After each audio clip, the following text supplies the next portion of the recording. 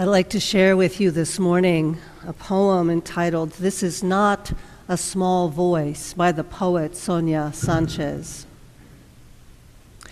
This is not a small voice you hear. This is a large voice coming out of these cities.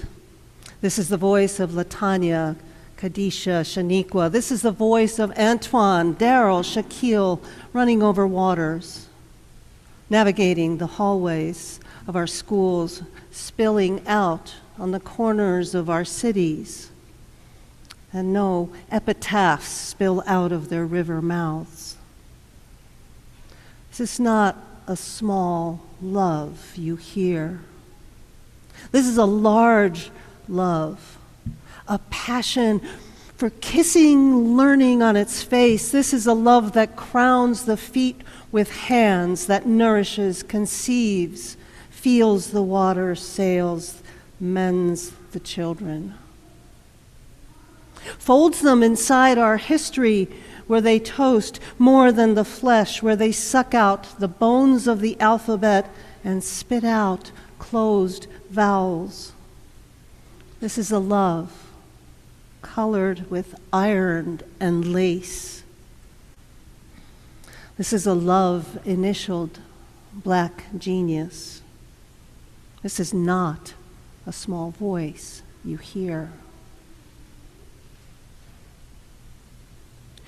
It wasn't a small voice where she stood in front of me, tears streaming down her face, 2 children, 2 daughters, maybe 9 to 13 years old, and we were in Tijuana at the border, one of the main border crossings between Mexico, Latino America, and the United States.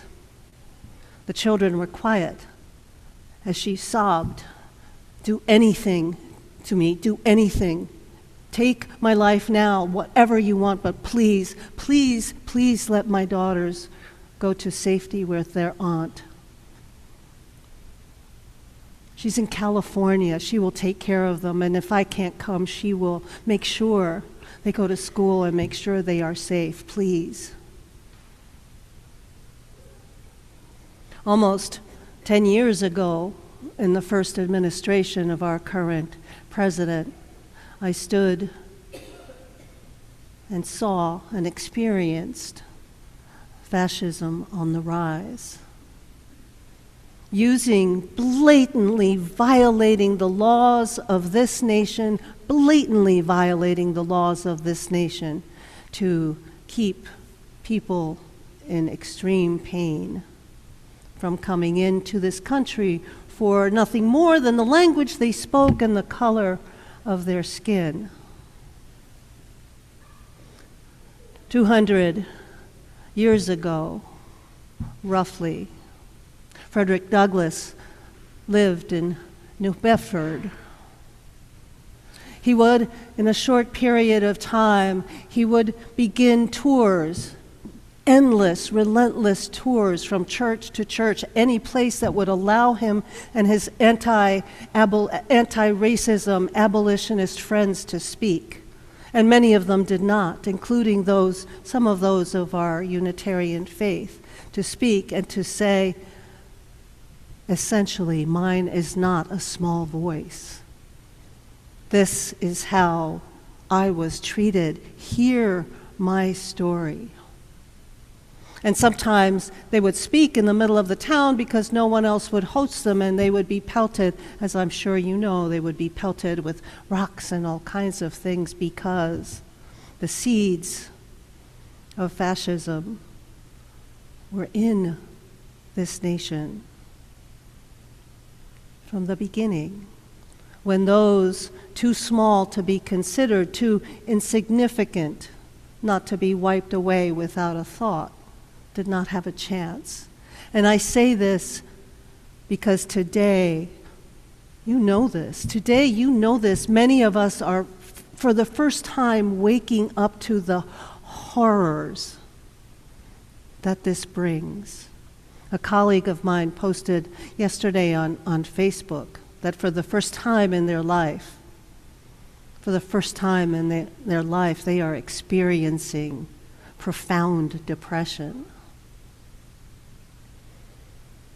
Because for the first time in their life, the impact of these things that surround us and are snaking around us and holding us are becoming more and more manifest. It's the story of the frog that doesn't know it's boiling, right, until the water is so hot that it's too late to jump out. When James Luther Adams was born in 1901 in the western United States, in the state of Washington, he was born into a family that belonged to a sect of Christianity known as the Plymouth Brethren, a sect that still exists. It was pretty small then, and it's split up a few times, but it's still there.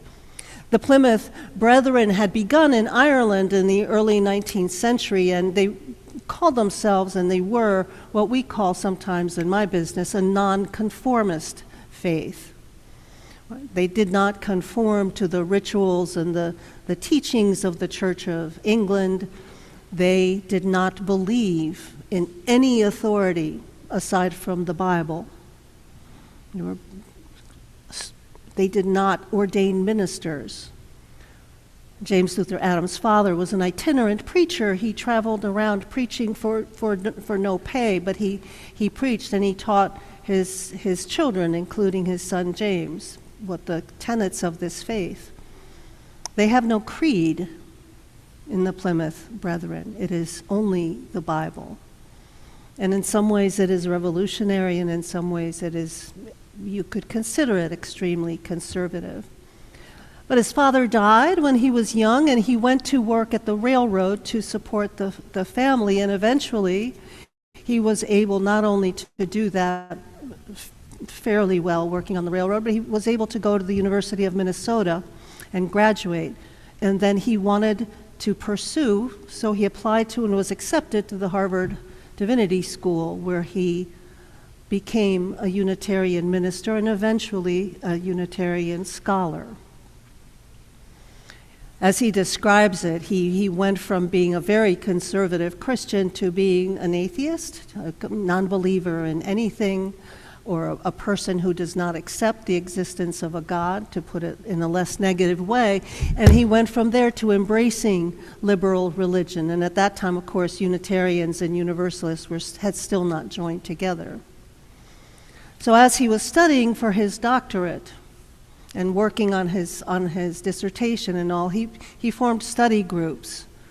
And he began to study, understanding that something was happening in Europe in the aftermath of the First World War, which still, as you can imagine, in the 1920s, still overwhelmed life for so many.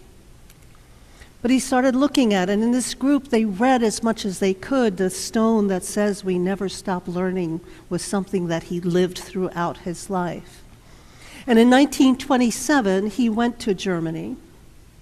He wanted to just, again, meet with folks there and see what was going on. And I believe it was summertime. He was in Heidelberg.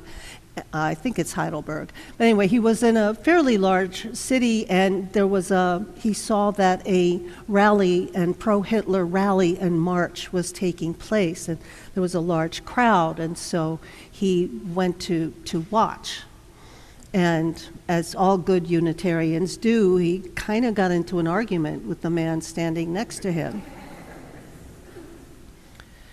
And it started out not so bad, but when it came to the proclamations of the marchers and his neighbors' proclamations, when it came to what was horrifically called the Jewish question, in other words, the elimination of an entire community, an entire ethnicity, JLA got testy.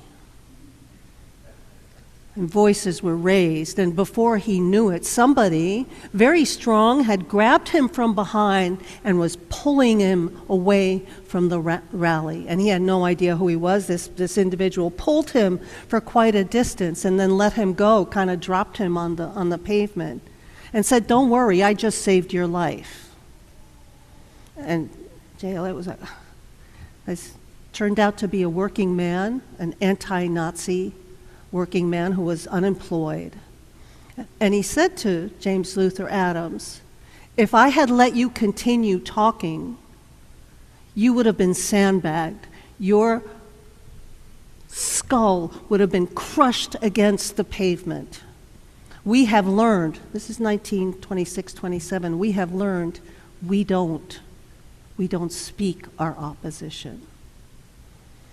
The young man invited JLA to his home, and he met others and began to meet people in the anti-Hitler, anti-Nazi movement.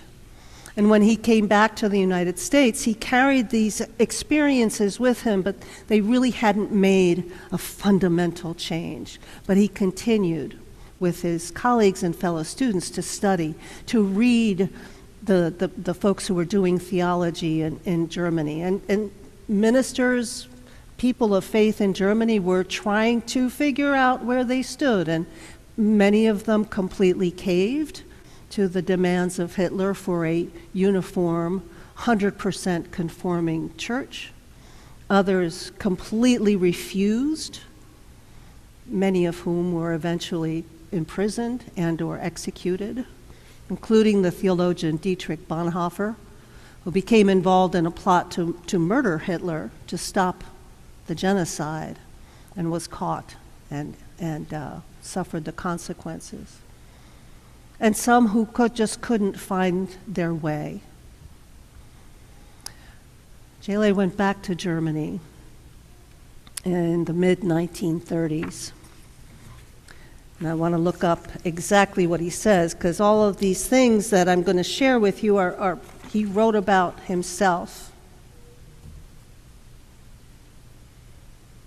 Again, he met with thinkers, he met with theologians, he met with anti-Nazi organizers. And during this visit, he met with a prominent psychiatrist by the name of Karl Jaspers, or Jaspers, I don't speak German, so I'm not sure. And Adams asked him, this is a quote, "What is the significance of liberal Christianity?"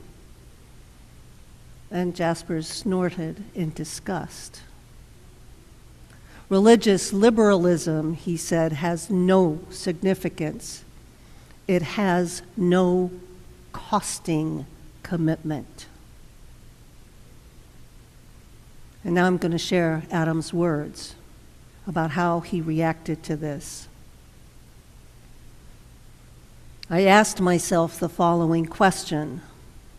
If fascism should arise in the United States, what in your past performance would constitute a pattern or framework of resistance? I could only give a feeble answer to the question. My principal political activities had been reading of the newspaper and voting.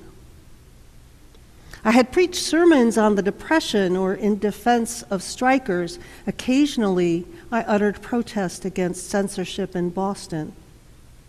But I had no adequate conception of citizenship participation."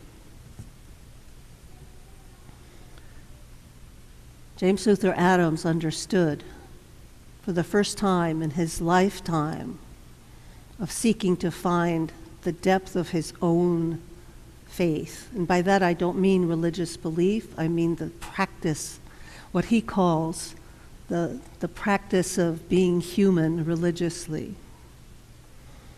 He understood for the first time that for him, and perhaps for the rest of us, to have a faith, as we do, means putting some skin in the game. Because otherwise it doesn't matter. And that's a hard thing to say, and it's a question I asked myself many times, and it's a hard question to ask. Adams writes that in this particular trip, he heard many anti-Nazis say, and this is a quote from him, "If only 1,000 of us had worked together in the late 1920s, we could have stopped Hitler." And I think it's worth, for me anyway, to ask myself, if 1,000 of us, back in that time when I was standing in front of a desperately weeping mother, if 1,000 of us had banded together, maybe we could have stopped what is happening now. Adams would go on. As I said, he lived most of the 20th century. You know how sometimes there's this exercise where, like, if you could pick anybody from the present or the past to have dinner with, who would you pick? And it's a great exercise. You know, Rasputin, probably not. Cleopatra, yeah, maybe, et cetera, et cetera. I would pick James Luther Adams because he practiced what he preached and he never stopped learning. And at the end of the Second World War, he would preach and he would teach and he would say to the people of this country and to the Unitarians of this country, he would say, yes, the Allies won the war, but this nation needs to look at how we treat people of color, how we treat descendants of the enslaved Africans who were forced to bring here. I would add to that list today how we are treating immigrants from Latin America or Africa, how we are hauling people, daycare teachers, out of their classrooms with men in full battle gear and masks.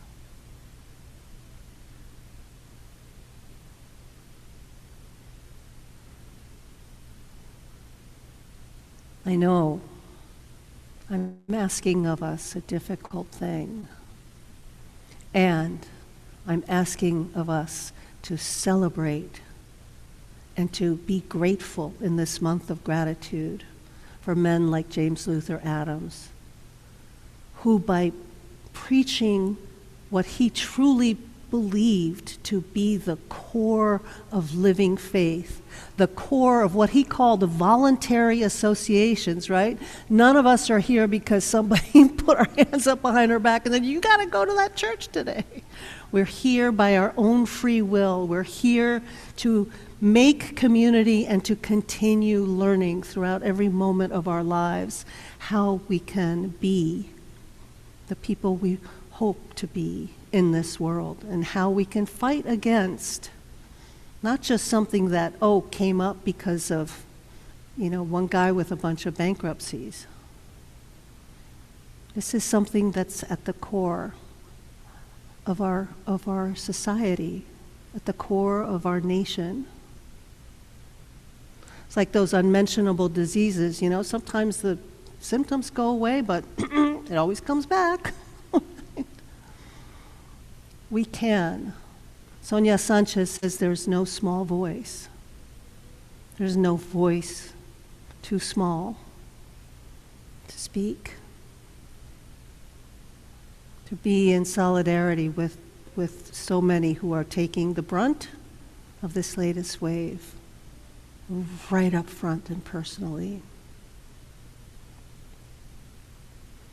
So when I invite us to dig a little deeper, I invite us to do it with curiosity and not judgment. And say thank you again, James Luther Adams. Amen, beloveds. Ashe, and blessed be.